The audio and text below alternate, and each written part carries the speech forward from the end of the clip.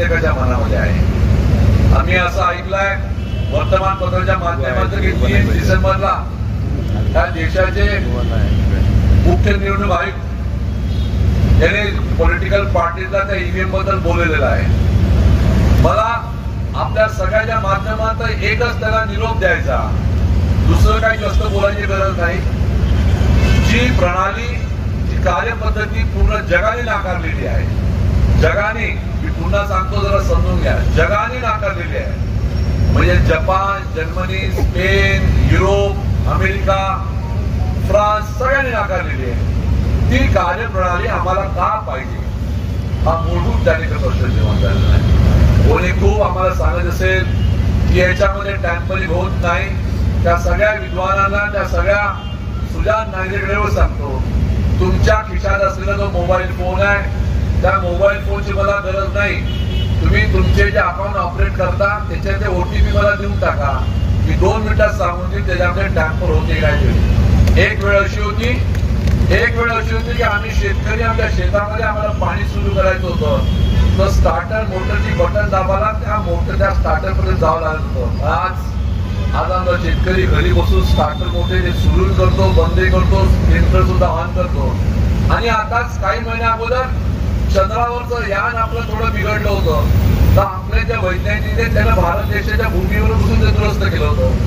Electronic मशीनचा विषय रॅम्पवर होतो नाही होतो हे सांगायची गरज नाही, तर कुठलीही इलेक्ट्रॉनिक मशीन असली तर त्याचा सोर्स कोड असतोच। बिना सोर्स कोडची इलेक्ट्रॉनिक मशीन तयार होत नाही। कोणी किती जरी म्हणत असेल, आणि ज्यांनी आविष्कार केला एलन म्हणून जे अमेरिकेतले आहेत त्यांनी सांगितलेलं आहे की ह्या सगळ्या हॅक होतातच। आमचं एवढंच म्हणणं आहे की ही लोकशाही, या देशाचं स्वातंत्र्य आपल्याला कायम ठेवत असेल तर आम्हाला याच उत्तर द्या की जगामध्ये जी कार्यप्रणाली त्या ठिकाणी बंद केलेली आहे सगळ्या देशांनी, ती कार्यप्रणाली तुम्हाला का ठेवायची आहे। तुम्ही हे विसरू नका की ज्यावेळेस सुरुवातीला काँग्रेसच्या सरकारच्या काळामध्ये मशीन आली तर तुम्हीच लोकांनी प्रचंड विरोध केला होता आणि त्या संबंधी पुस्तकी त्या ठिकाणी छापलं होतं। ते पुस्तकाचा तुमचंच पुस्तक तुम्ही पुन्हा वाचन करा आणि मग अशा प्रकारचा आपला निर्णय घेण्यासाठी पुढे पाऊल टाका। अन्यथा हा देश, या देशातल्या संविधानाची पहिली जी लाईन आहे आम्ही भारतीय, ही एखाद्या औपचारिक राहून जाईल। त्या आम्ही भारतीय या गोष्टीचा अर्थ, त्या आम्ही भारतीय गोष्टीचं महत्व आणि त्याचा असलेला भारताच्या लोकांचा सन्मान, स्वाभिमान हे त्या ठिकाणी कागदावर जाऊ देत अशी आज परिस्थिती निर्माण झालेली आहे। नुकत्याच झालेल्या निवडणुकीमध्ये पडझड आपण पाहिलेली आहे। या पडझडीमध्ये लोकांनी आपल्याला मतं दिली असं बिलकुल नाही। लोकांनी आपल्याला मतं दिलेलं आहे, एकामेकावर गैरविश्वास करू नका।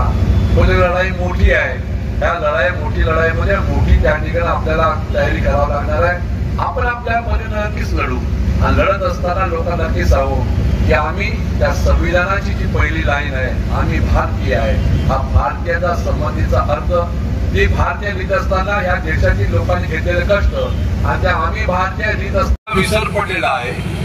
उद्या पुढे जाऊन हा देश पुन्हा गुलाम झाला, त्या गुलामीला त्या ठिकाणी कारणीभूत कोण आहे या लोकांचे नक्की त्यामध्ये नाव उल्लेख होईल, पण तोपर्यंत देश पुन्हा गुलाम होऊन जाईल आणि मग पुन्हा देश सगळ्याला एकत्र करण्याचे संविधानाची उजळणी कोण करेल हा मूलभूत प्रश्न प्रत्येकाच्या मनामध्ये आहे। आम्ही असं ऐकलंय वर्तमानपत्राच्या माध्यमातून की 3 डिसेंबरला या देशाचे मुख्य निवडणूक आयुक्त याने पॉलिटिकल पार्टीला त्या ईव्हीएम बद्दल बोललेलं आहे।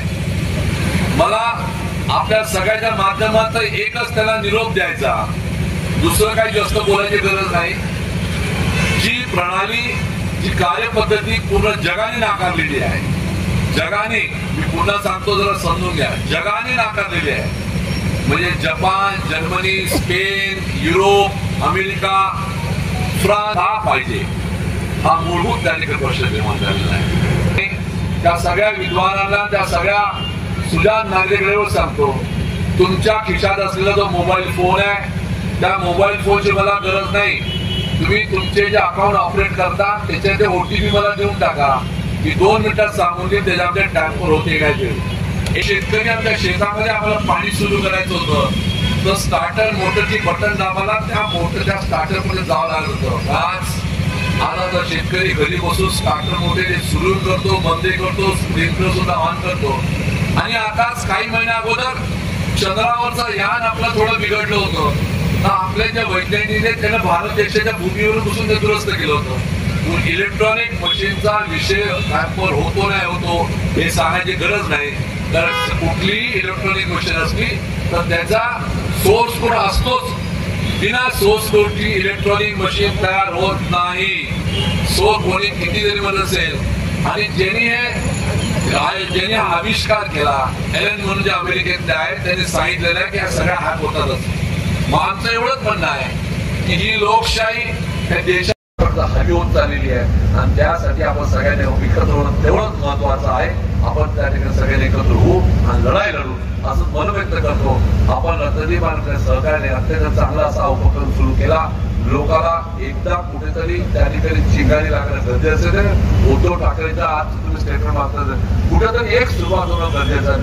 एक सुरुवात झाली तर त्याचं जर वाढत यापासून सांगता नाही. कारण आता देश स्वतंत्र झालेला आहे आणि आम्ही भारतीय आहे. या विषयाचं महत्व आणि या विषयाला ज्यांनी हे मिळवून काढलं त्याने दिलेलं बलिदान याचं त्यांनी महत्व समोर पुढे जावं अशा प्रकारे मत व्यक्त करतो. आलेल्या सगळ्याचे आभार मानतो आणि आपल्या शब्दाला विराम देतो. जे अनेकच विचारतात जगाने जी गोष्ट नाकारलेली आहे ही गोष्ट आम्हाला का म्हणून पाहिजे. एक तर जग नालायक आहे किंवा जग मूर्ख आहे किंवा जगाला टेक्नॉलॉजी समजत नाही हे तरी सिद्ध करून टाका.